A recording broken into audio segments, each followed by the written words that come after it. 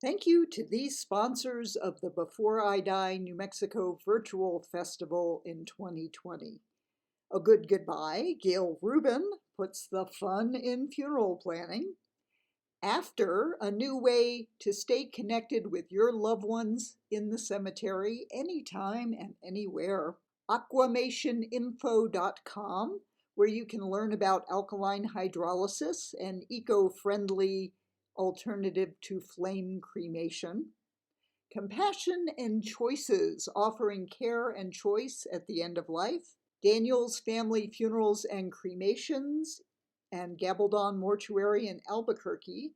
Fairview Memorial Park and Vista Verde Memorial Park in Albuquerque and Rio Rancho. Avista Cremation and Burial in Santa Fe. DeVargas Funeral Home and Crematory in Espanola and in Taos. Estate Pros, which offers personal dispersal of possessions due to a move, illness, or death.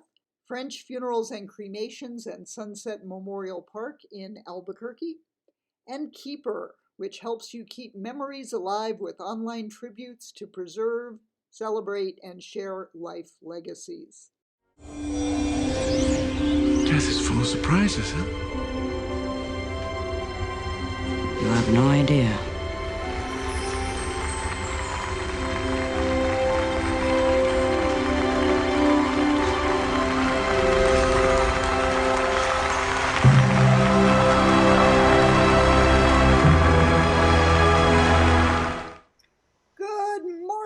Welcome to day 3 of the Before I Die New Mexico Virtual Festival. I'm Gail Rubin, the doyen of death, wearing my skeleton shirt today. Oh, we have been having such great sessions, and that is going to continue today. One of the other things that I do is I am the president of Historic Fairview Cemetery.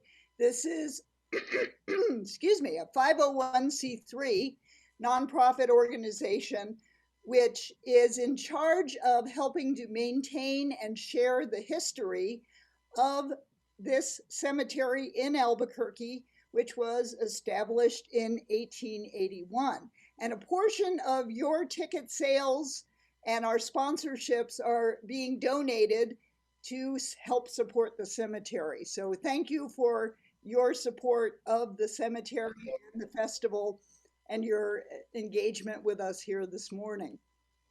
I am very excited to share with you David Habben, who is an expert on cemeteries, history, and symbolism on gravestones.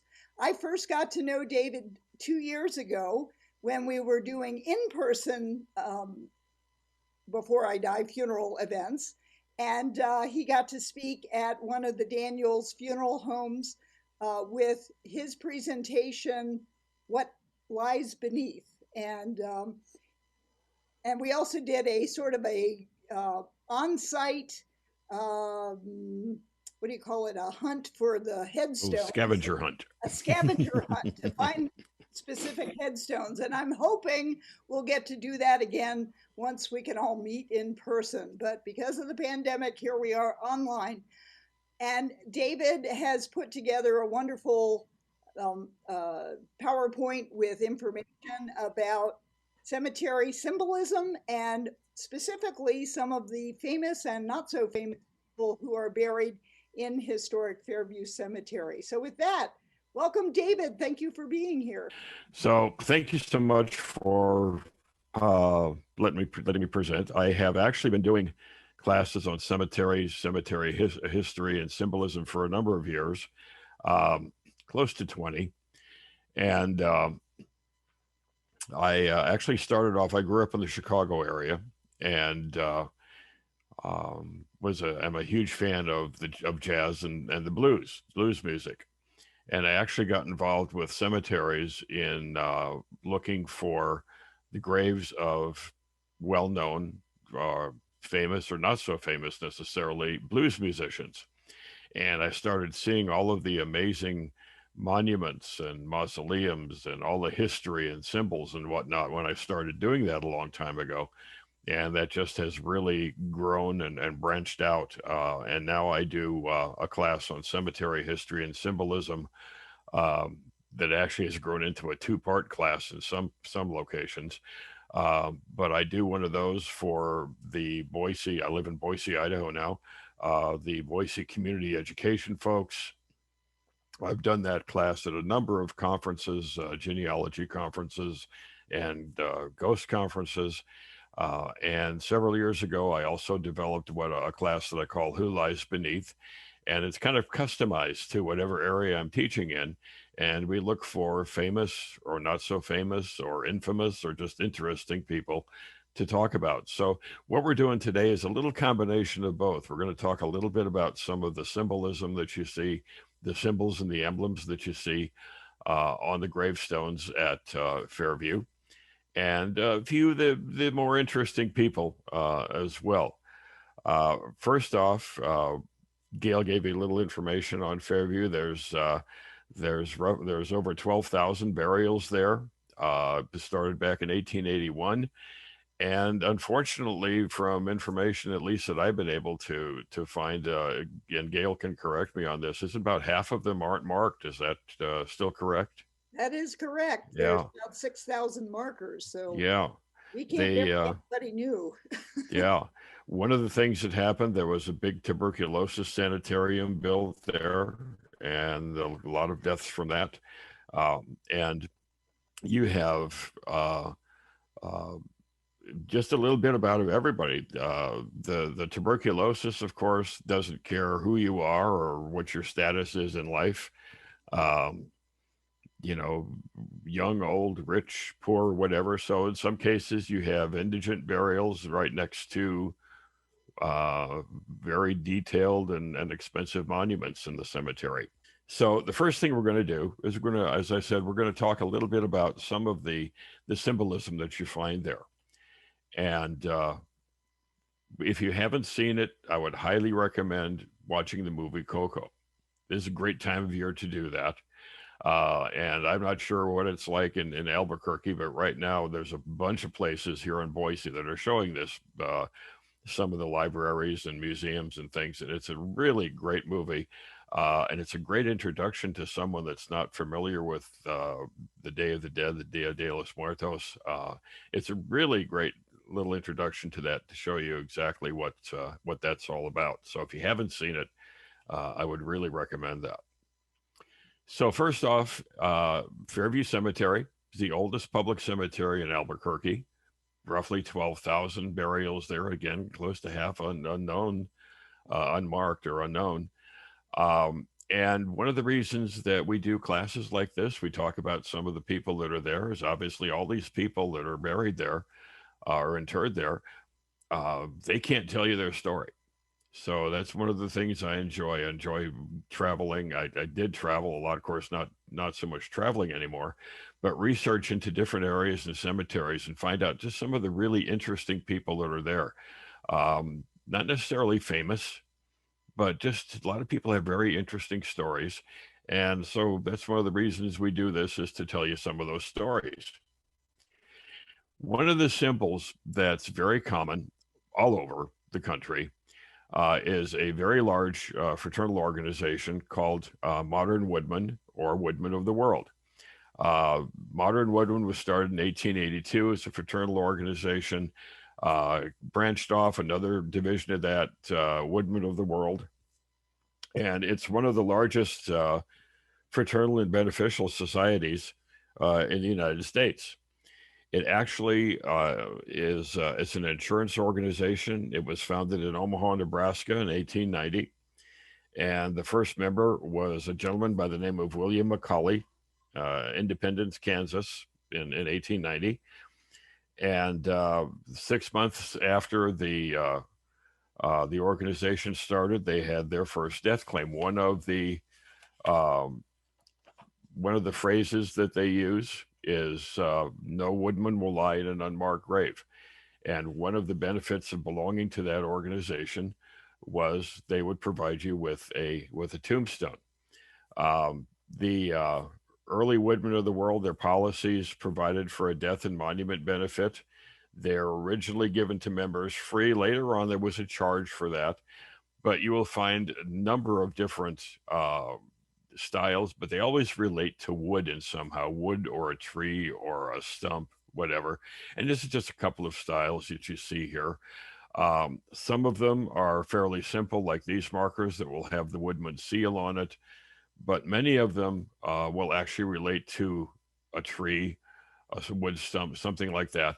And there's something in common that most of them have. A lot of them, the one on the left, you'll see it. The banner there literally has their symbol. It says Woodman of the World, and so and a lot of them will have the phrase, "Here lies a Woodman of the world." The center picture there shows some of the tools of the woodman. That's another thing that you'll find in common on many of these monuments, and the symbol. But they will always relate in some way to wood or a tree. The tools of the woodman, the symbol, and again, "Here lies a Woodman of the world" is very common on those. There are monuments that look like trees that aren't woodmen, because simply somebody liked it. And that's one of the things that we come across when I'm doing research and looking at different styles of monuments and the symbols. This beautiful fully bloomed rose has a deep meaning, has a symbol. And there's different symbols that have deep meanings. And the reason we believe that there are so many symbols on older graves is that a lot of our ancestors were illiterate. They couldn't read, so you could put all kinds of text and information on a monument. If they couldn't read, it didn't matter, but everybody knew what these symbols were. Now, over time, the meaning of the symbols has kind of dwindled because most people are able to read now, but the symbols were there, so you knew a lot about the person without even being having to read text. Um, but some symbols are there not because there's a meaning of some type, but because they liked it. They liked the rose. They liked what a tree looked like. So you run into that sometimes. Not all monuments have these symbols. Now there are a number of county or indigent markers in the cemetery, and the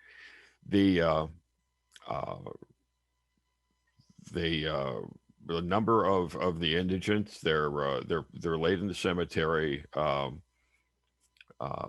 periodically, and you can tell the county. Of course, the county isn't going to spend a lot of money on these markers, so small concrete markers, little metal plate with the name. You notice these don't even have dates on them, but just very simple. And they periodically they'll have ceremonies that the indigent or the unclaimed bodies will be placed in the cemetery. We have something similar here in Boise. The funeral home that I work with kind of got with the county coroner several years ago, and they realized that there were quite a few unclaimed cremated remains in the coroner's office. Basically, they were stored in a closet. So now each year there's a special ceremony, and any of the cremated remains that are unclaimed for a year, there's a special crypt at one of the cemeteries here in town that they're placed in. And Gail, I believe it's the same there at Fairview. Periodically, they do that. They'll have a ceremony of the unclaimed bodies. Is that correct? In fact, they have moved that over to the Memorial Park side, which is Oh, the okay. perpetual care area. Okay. These are something that I always thought were really interesting. There's a couple of different names for them, but they date back quite a ways. But you find some here at Fairview.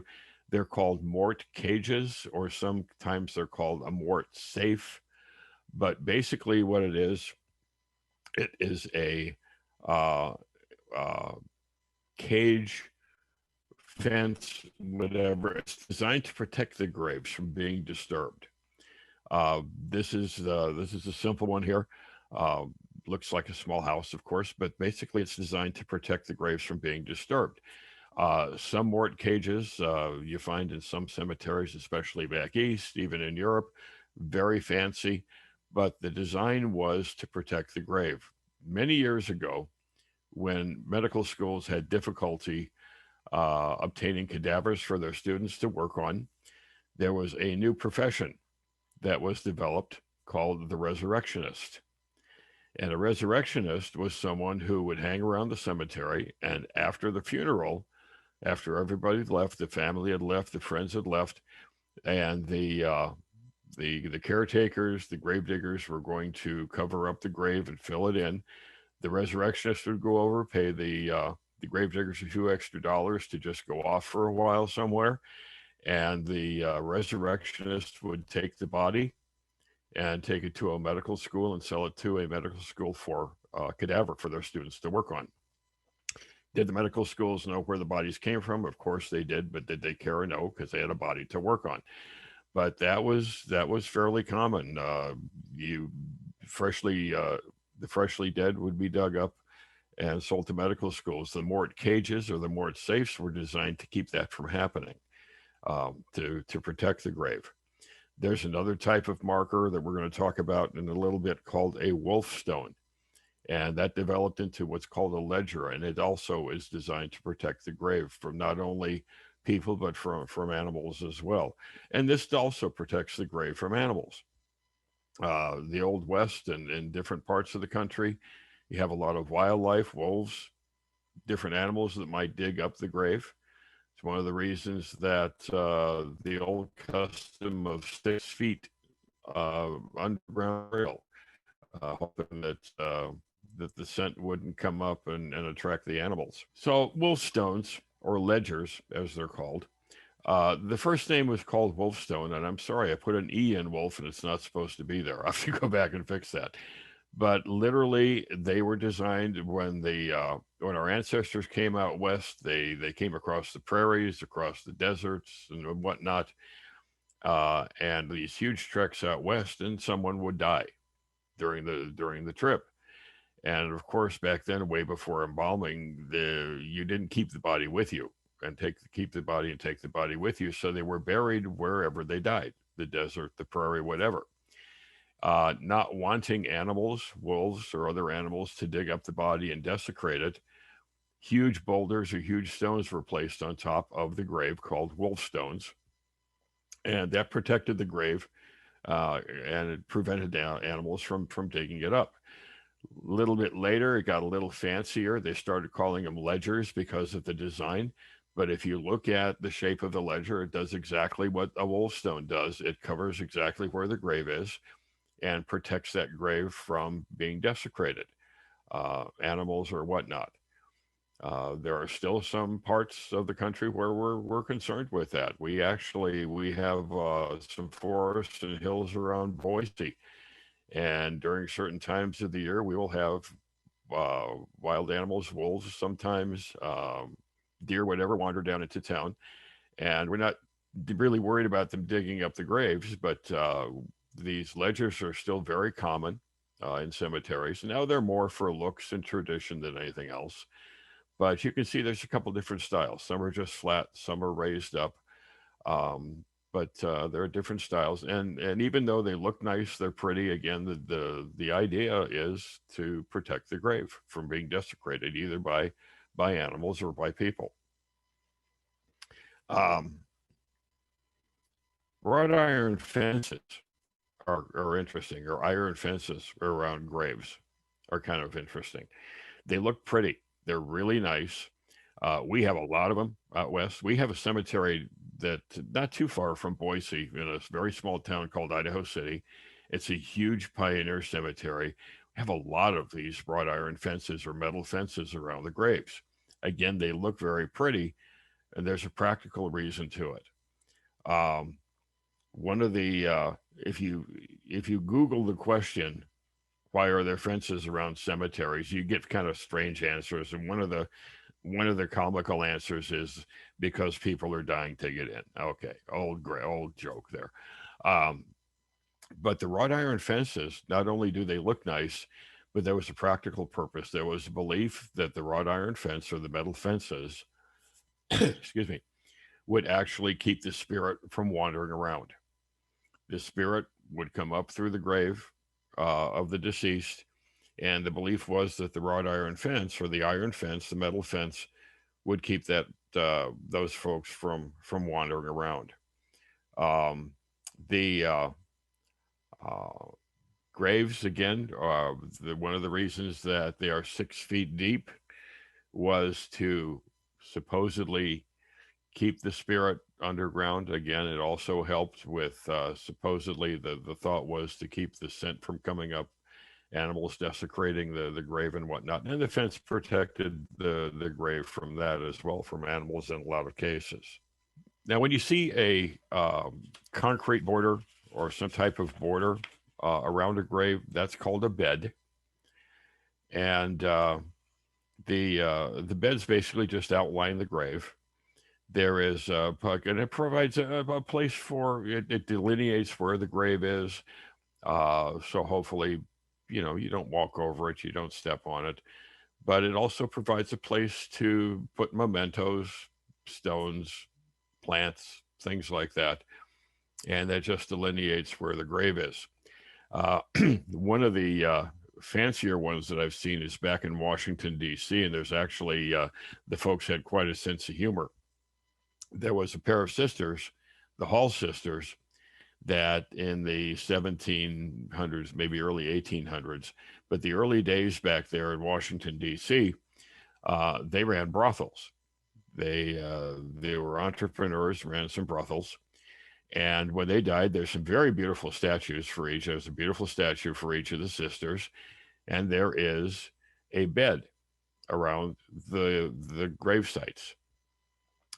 If you ever get a chance to go online and look, the Hall sisters, they're in Congressional Cemetery in Washington, D.C. Their bed has a headstone, has a headboard. Just like a regular bed would, there's this beautiful carved headboard. And remembering that they ran brothels, the headboard says welcome on it. But these outline where the grave is. And again, it's just a nice place to delineate. You can see exactly where it is. Put plants there, things like that. The markers that you see here also, homemade markers. You don't necessarily have to go to professional and have stones professionally carved. You can see the one on the left was homemade, carved the bear with the information on it. The one on the right, the metal that was used for that. But the homemade graves are always interesting. They're usually pretty decorative and have interesting designs. Another thing that we find on some, especially in some certain parts of the country and certain cultures, you'll see portraits. There's a large Greek section at Fairview.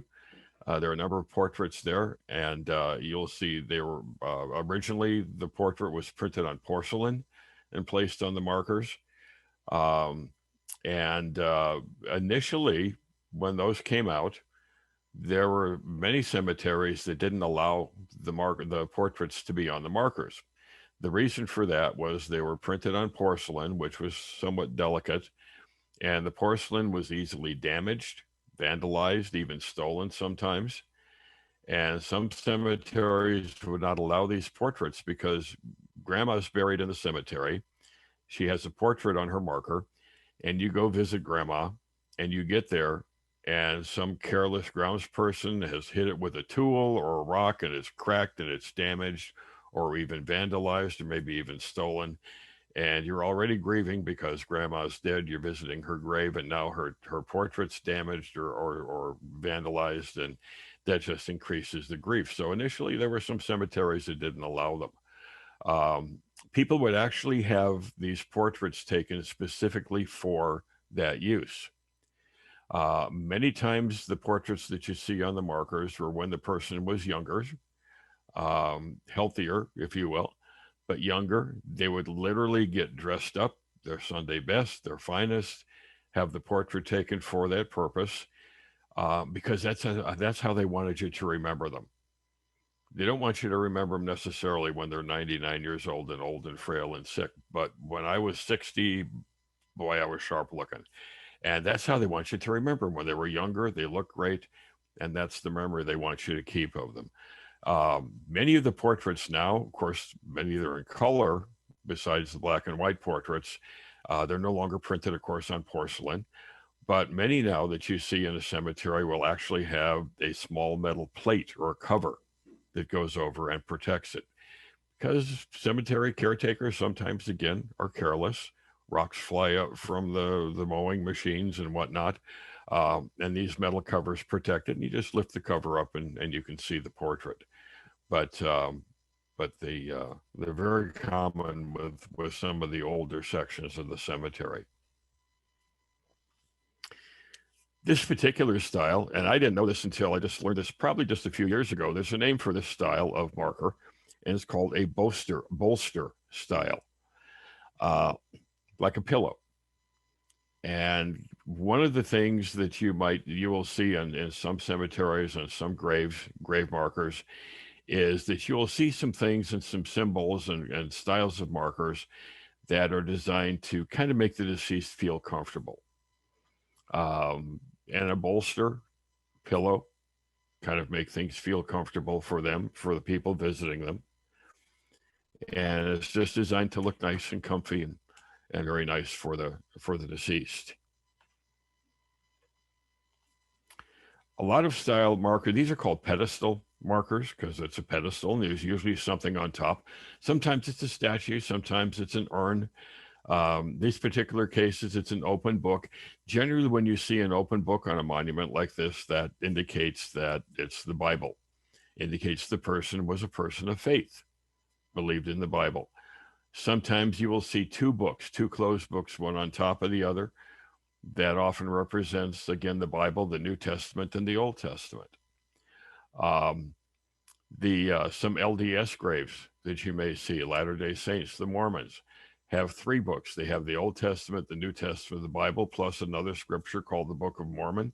On some LDS monuments, you'll see three books stacked on each other. But generally, this open book is a Bible, or could be whatever the sacred book is for that person's faith. And it just indicates that they were a person of faith. Now, if you look on the left, the marker on the left, and it's there on the right, it's a little more difficult to see on the right, but you will see an open gate. And guess what? That's the gate of heaven being opened and allowing that spirit to pass through the gates of heaven. Now, these are false crypts. The reason it's called the false crypt is because looking at it, you would think, there's a casket in there. But a false crypt, there isn't. It's solid. Now, the one on the right was hollow, but it didn't contain the casket. The burial is still underground. One of the reasons for these is like the Wolfe stone or the ledger, it protects the grave, protects the deceased from being dug up by animals, by people, desecrated, whatever. The false crypt means this looks like a crypt. It looks like there should be a casket there, but they're still actually underground. One of the clues that you can look for is that when you see an above ground crypt like this, if it actually does contain the casket, it's actually in that crypt, you're going to find air vents on the monument. Because no matter what your field director tells you, caskets are not airtight necessarily forever. Sometimes gases leak out, things like that. And the air vents are there to literally release pressure if any of that builds up inside the casket, up inside the crypt. And I don't know if it's a urban legend or not, but I've heard stories of where caskets were placed in monuments like the one on the left, for example.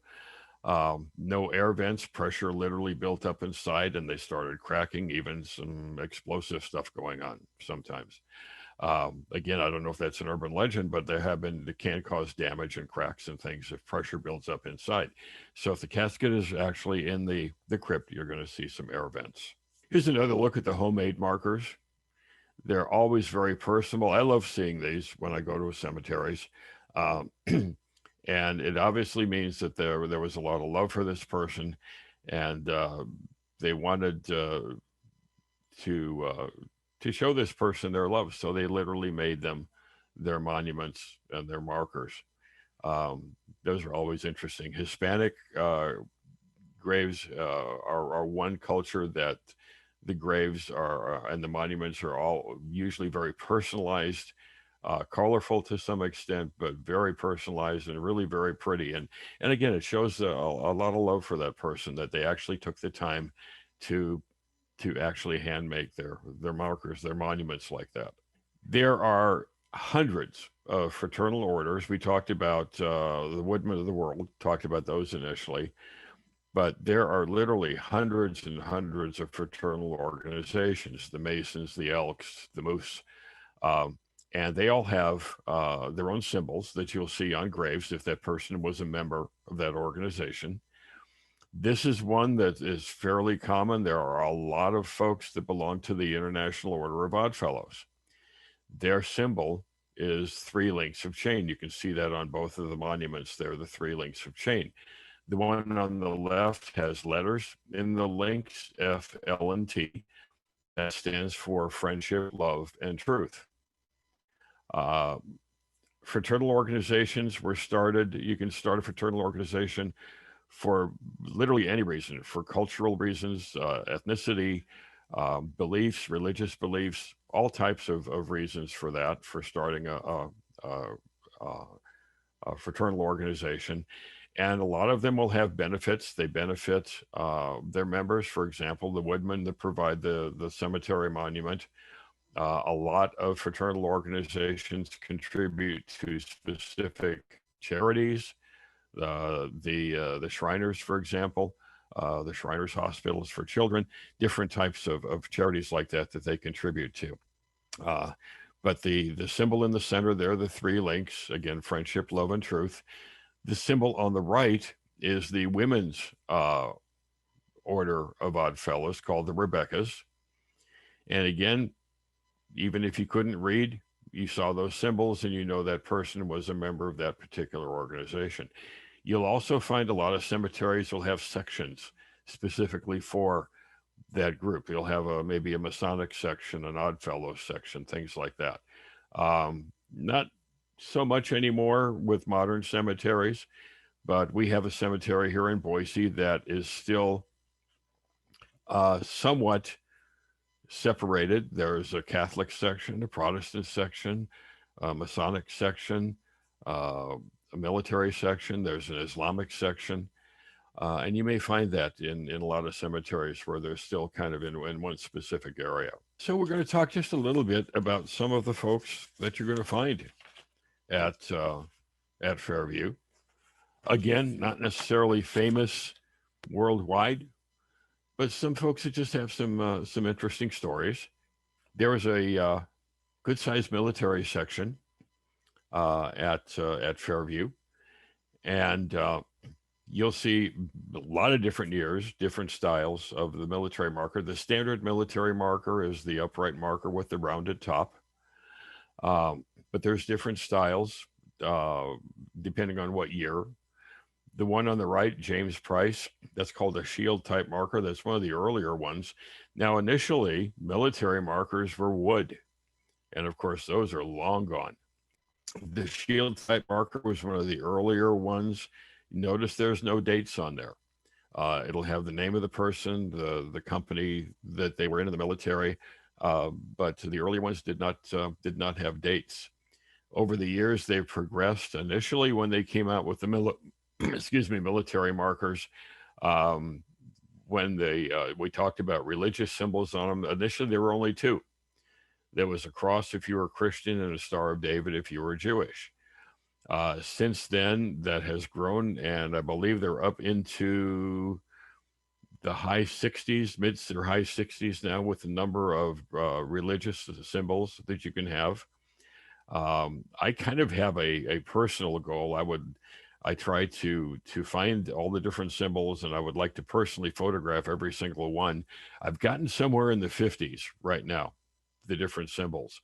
But one of the things is they keep adding it.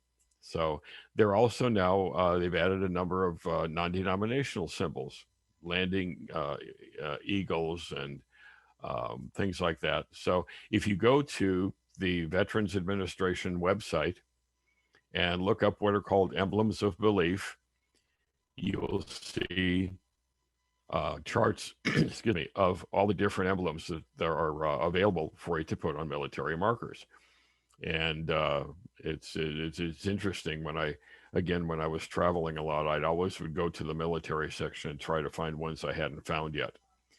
The military section at Fairview has buffalo soldiers. And if you're not familiar with buffalo soldiers, those were the African American soldiers that were there. Also, there's some Rough Riders there.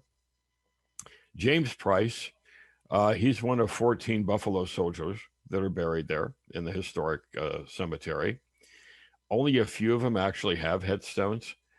And unfortunately, the exact location of the burials are not necessarily known for some of them.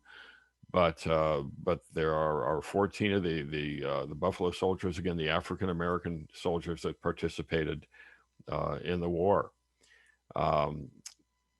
Sergeant Price, Buffalo Soldier, he's in the north side of the cemetery, and he is lucky enough to have a headstone there. James was born, excuse me, in 1839, and he was he was actually the son of a brigadier general, Thomas Lawson Price. And actually, James was the son of a brigadier general and one of the general's slaves in Missouri. He died in 1901 of heart failure, and he actually enlisted in the Army in 1864 in Jefferson City, Missouri. He was 24. He was in the service for 3 years, and I'm sorry. The military became his career, 33 years and 6 months. Now, his physical description that they have for him: black eyes, black hair. And the term, again, it's not a term that we use anymore, but he was the son of, again, a white brigadier general and the black slave. The term mulatto was used at that time for someone like that. 5'7", and he was basically like his mother. He was a slave before his enlistment.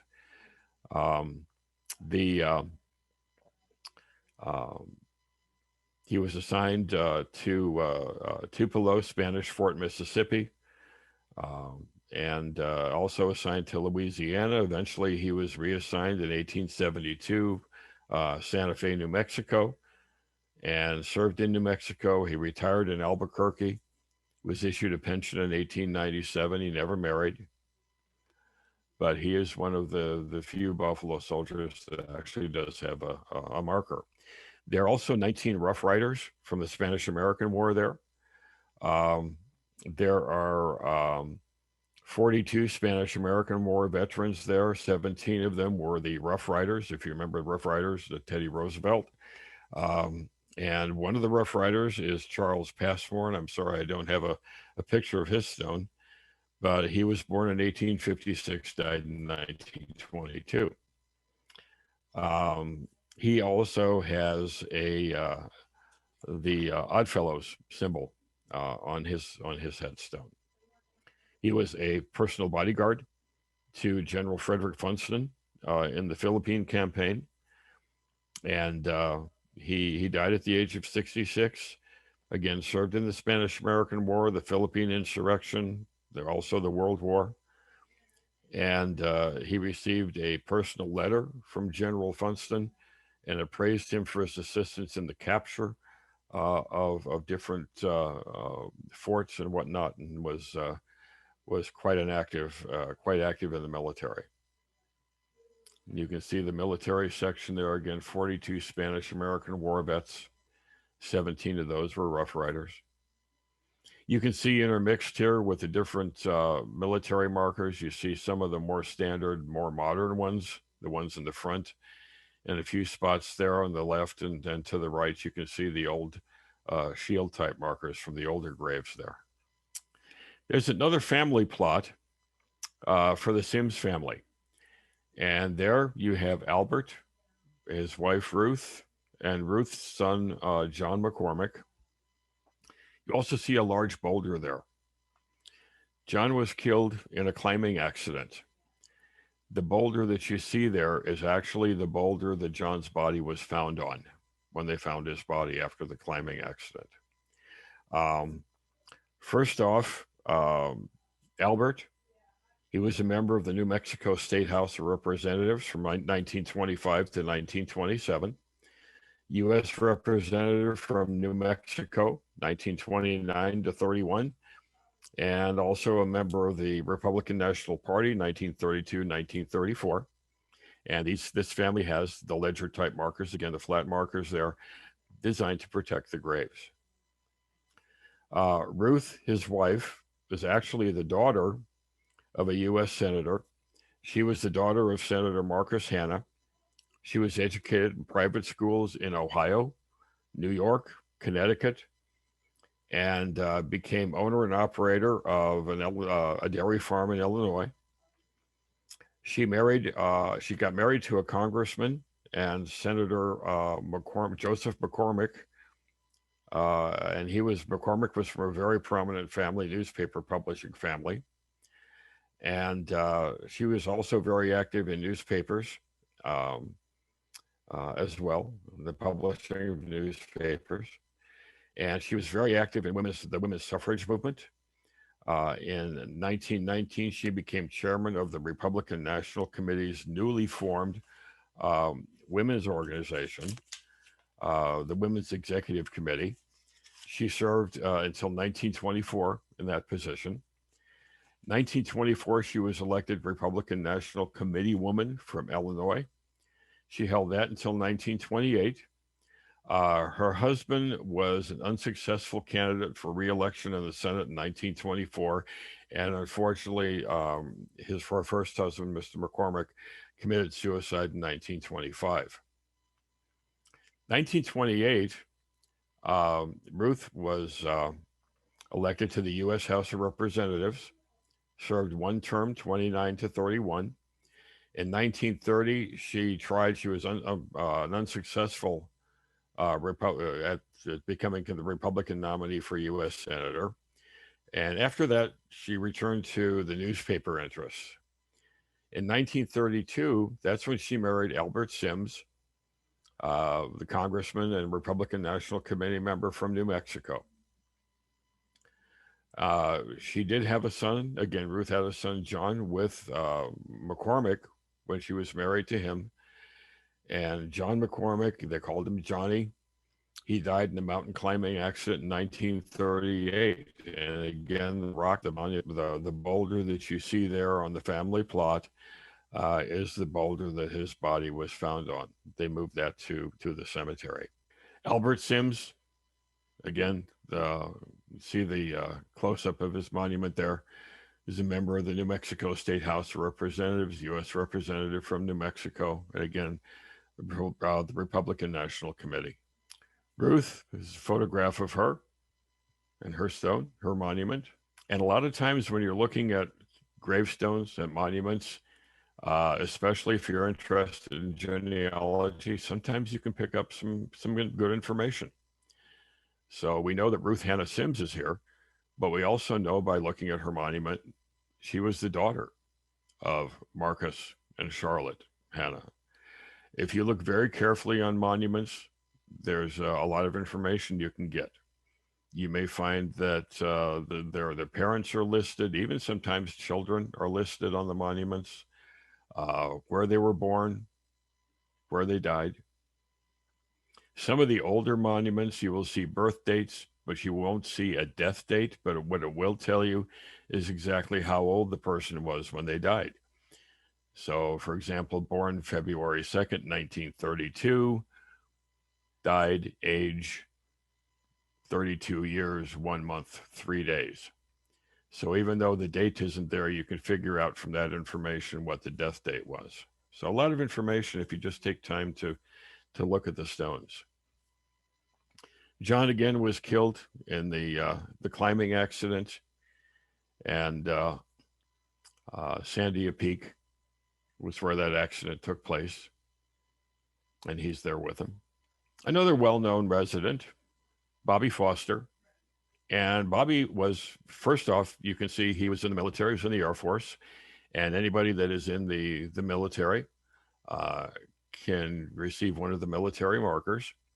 You can see that he was in the U.S. Air Force. Birth and death dates, of course, are there. And he was a boxer. He was a Hall of Fame professional boxer. And he's considered by a lot of boxing fans, by a lot of boxing experts, to be one of the really the greatest light heavyweight boxers in the history of boxing. Former light heavyweight champion from 1968 to 1974. He was a football player in high school, and he made a name for himself in boxing. He started off as an amateur boxer in the Air Force. He also served in the county sheriff's department, and that got him the nickname the deputy sheriff. He turned professional in 1961 and got a chance at a world title 7 years later. And he only needed 4 rounds to knock out Dick Tiger at Madison Square Garden in 1968. For the next 6 years, he dominated that weight division, remained champion. And he tried to move up to the heavyweight division. That didn't work because he was knocked out very quickly by Joe Frazier in 1970. And also he was knocked out by Muhammad Ali in 1972 when he tried to get to that different weight categorization. He had several knockouts. He knocked out the British champion, Chris Finnegan, in 1972. They called it the fight of the year in Ring Magazine. He also knocked out Mike Corey, and he retired in 1974. He compiled 56 wins, 46 of those by knockouts, 8 losses, and 1 draw. He tried a comeback in 1978, but after 2 defeats, that was it. He retired for good after that. After he retired from boxing, he worked as a detective in the Albuquerque area, and he was inducted into the International Boxing Hall of Fame in 1990. And he was placed in the Ring magazine, the magazine of Boxing Magazine, put him in the top 100 greatest punchers of all time. And he was received 3rd place on their greatest light heavyweight all-time list. So, David, how many more slides do we have?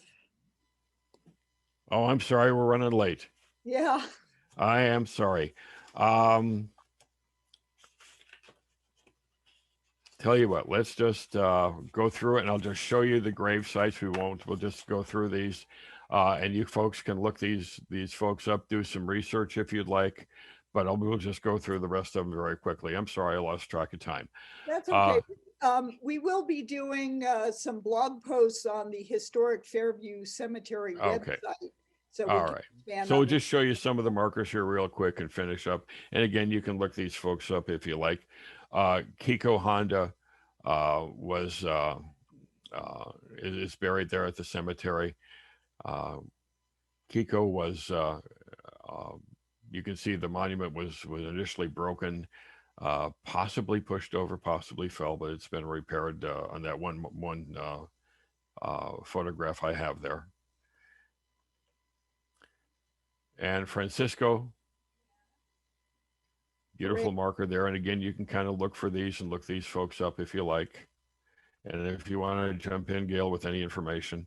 But a lot of congressmen, there are a lot of politicians buried there. Congressman Anderson, Senator Bratton is there. A couple of governors, Governor Hanna, Senator Hatch, Governor Meacham, excuse me. This is Military of Honor, Medal of Honor winner, James Morris, Medal of Honor winner, First Sergeant. John Braden was a hero. Basically, there's an interesting story regarding fireworks in him, saving people's lives from exploding fireworks. Another congressman, Rodey. There's the Rodey Theater at UNM. I think it's named after him. Probably. Yeah. Governor Ross was a newspaper publisher also. And also cast the deciding vote against impeaching Andrew Johnson, I believe. That's right. That's right. Mayor Tingley. Or is it Tingley? Tingley. Tingley. Okay. All right. This is his wife. The reason I included his wife here, the mayor's wife, is I love the picture of her, and apparently she really loved hats. So there's a lot of pictures of her with that. Um, just some real quick rules of the cemetery, and you folks are probably familiar with this. Just please, when you're at a cemetery, be respectful. Please don't bother people that are there, possibly visiting family. Don't bother people. To stay away from services, things like that. Um, um, but just be very respectful of the area. Be very careful with the stones, leaning on them. Don't lean on them and things they could break, could cause some damage. Rubbing tombstone rubbings, sometimes they're not allowed in cemeteries, but be really sure if you do them, make sure that you got a very sturdy stone to do that with. Please don't move decorations.